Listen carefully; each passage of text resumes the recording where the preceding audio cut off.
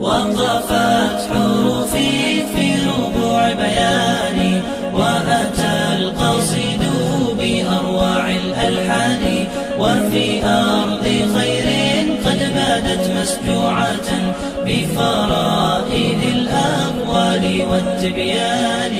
نبدي الجمال على غصون بهائكم، ليفوح عطر الورد والريحان.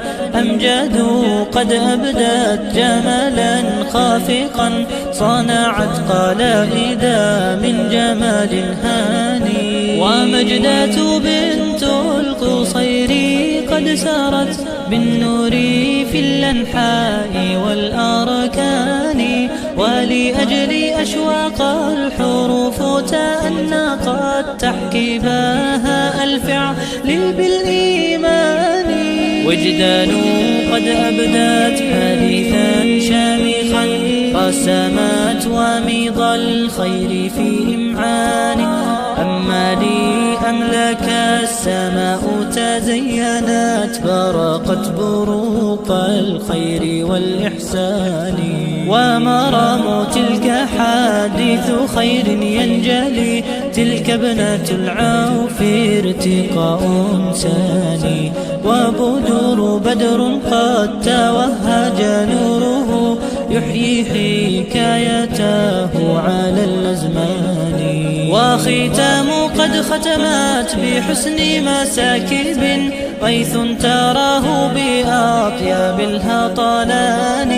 أما انتصار فإنها قد حلقت، لتحوز أجرا في ربوع جناني. ولأجل لؤلؤة المعاني قد سامت، ألقت بهاء طيبا بمعاني.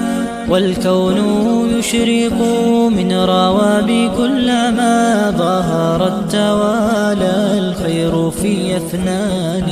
وهناك من أمل ترى كل المنى، تربي قصيد السعد بالأوزان.